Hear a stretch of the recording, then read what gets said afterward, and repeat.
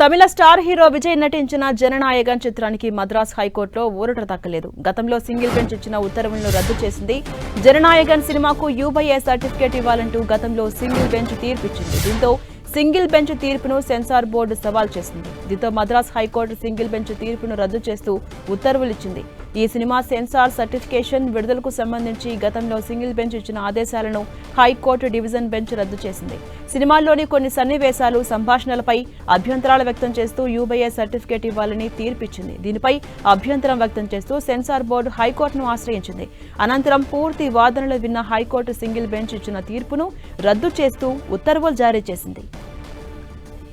ఇదే అంశంపై మరింత సమాచారం మా ప్రతినిధి మురళి అందిస్తారు. మురళి, తమిళ స్టార్ హీరో విజయ్ యాక్ట్ చేసినటువంటి జననాయకన్ సినిమాకి చుక్కెదురైంది. సింగిల్ బెంచ్ ఇచ్చినటువంటి తీర్పు గతంలో ఏదైతే ఉందో దాన్ని రద్దు చేస్తూ తీర్పిచ్చింది మద్రాస్ హైకోర్టు. ఎలా చూడాలి? అప్డేట్స్ ఏంటి? అంటే తప్పనిసరిగా ఏదైతే దళపతి విజయ్ నటించిన జననాయకన్ సినిమా కష్టాలు ఇంకా కూడా తొలగే పరిస్థితి కనిపించట్లేదు. వరుసగా ఈ సినిమా విడుదలకు ఆటంకాలు ఎదురవుతున్నాయి. చివరకు ఇవాళ తీర్పు పట్ల జననాయకం బృందం ఎంతో ఆశ ఎదురు చూసి తమకు అనుకూలంగా వస్తుందని భావించారు. కానీ అనూహ్యంగా ఏదైతే సింగిల్ బెంచ్ అంటే సినిమా విడుదలకు అవకాశం కలిగిస్తూ సింగిల్ బెంచ్ ఇచ్చిన ఉత్తర్వును ఇవాళ మద్రాస్ హైకోర్టు తోసిపుచ్చింది. ఆ ఉత్తర్వును రద్దు చేసింది. అంటే జననాయకన్ సినిమా విడుదలకు మరిన్ని కష్టాలు తప్పేలా కనిపించట్లేదు. మొత్తంగా మనకు తెలుసు, జననాయకన్ చిత్ర యూనిట్ కు అట్లాగే సెన్సార్ బోర్డుకి మధ్య గత కొంతకాలం విభేదాలు నడుస్తున్నాయి. ఈ సినిమాకి కొన్ని వాళ్ళు కట్స్ చెప్పారు. అయితే ఆ కట్స్ ను అంగీకరించని జననాయకన్ చిత్ర నిర్మాతల బృందం ఒక్కసారిగా హైకోర్టును ఆశ్రయించారు. చివరికి అక్కడ సింగిల్ బెంచ్ అయితే 9వ తేదీన చాలా అనుకూలమైన జడ్జిమెంట్ వచ్చింది.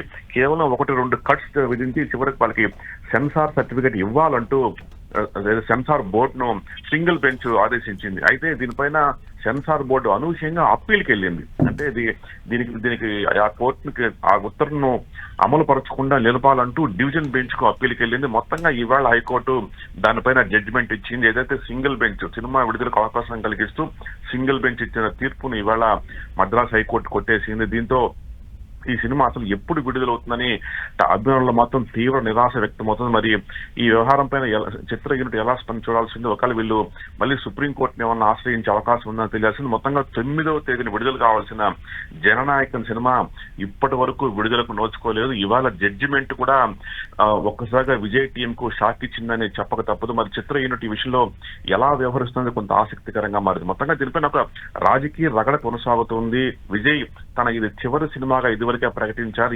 ఈ ఏడాది జరగబోతున్న తమిళనాడు ఎన్నికల్లో విజయ్ పార్టీ పోటీ చేయబోతోంది. ఈ నేపథ్యంలో కొంత పొలిటికల్ టచ్ ఇస్తూ ఈ జననాయకన్ చిత్రాన్ని విజయ్ నిర్మించారు. ఈ నేపథ్యంలో దీనికి కొంత పొలిటికల్ అడ్డంకులు కూడా ఎదురయ్యాయి. అంటే ఈ మొత్తం వ్యవహారానిక అధికార పార్టీ ఉందన్నది చాలా కాలంగా విజయ్ అభిమానులు చేస్తున్న ఆరోపణ.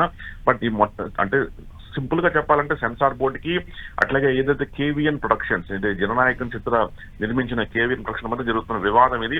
మొత్తంగా ఈ వ్యవహారం ఇప్పట్లో సద్దుమణిగల కనిపించట్లేదు. జననాయకన్ అయితే ఇంకా కూడా కష్టాలు కంటిన్యూ అవుతానే ఉంది. Right, thank you Murali.